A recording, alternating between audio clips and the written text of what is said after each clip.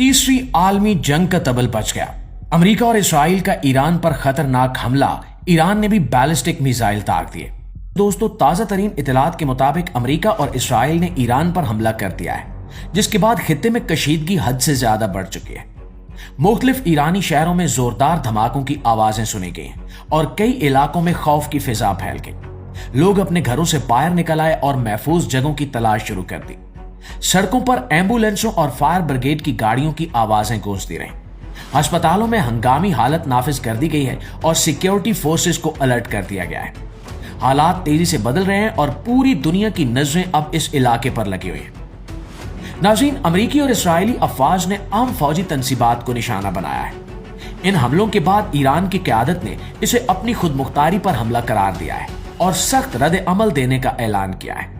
और कुछ ही देर बाद ईरान की जानिब से जवाबी कार्रवाई शुरू कर दी गई और ईरान ने खित्ते में मौजूद अमेरिकी और इस्राएली फौजी तनसीबात को निशाना बनाने की कोशिश की।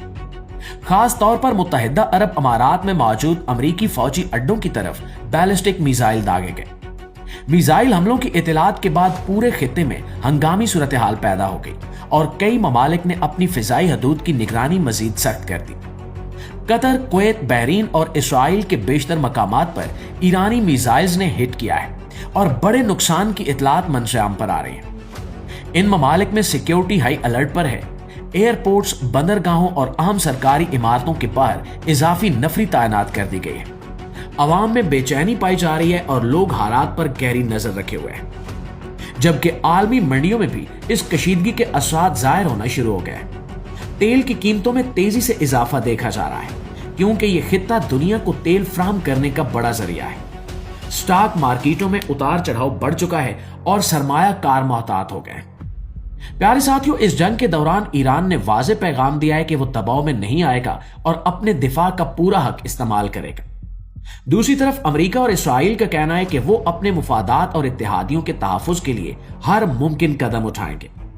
इस बयानबाजी ने हालात को मजीद कशीदा कर दिया है। माहिरीन का कहना है कि अगर ये तनाज़ा बढ़ता है तो इसके असरात सिर्फ मशरक़ वुस्ता तक महदूद नहीं रहेंगे, बल्कि पूरी दुनिया मुतासिर हो सकती है। खास तौर पर तवानाई की फ्राहमी और आलमी तिजारत और मईशत पर गहरे असरात पड़ सकते हैं। दोस्तों, अब सवाल यह है कि पाकिस्तान का किरदार क्या होगा। पाकिस्तान के ईरान और खलीजी ममालिक के साथ करीबी ताल्लुकात हैं। ऐसे में पाकिस्तान के लिए जरूरी है कि वो बहुत सोच समझ कर कदम उठाए। माहिरीन का ख्याल है कि पाकिस्तान को अमन और बातचीत की हिमायत करनी चाहिए ताकि कशीदगी कम हो सके।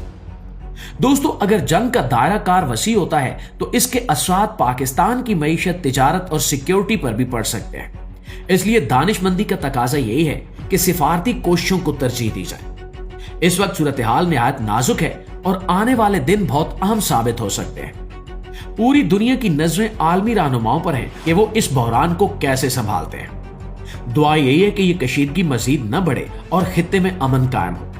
जंग कभी भी किसी मसले का मुस्तकिल हल नहीं होती। असल हल बातचीत, बर्दाश्त और समझदारी में है।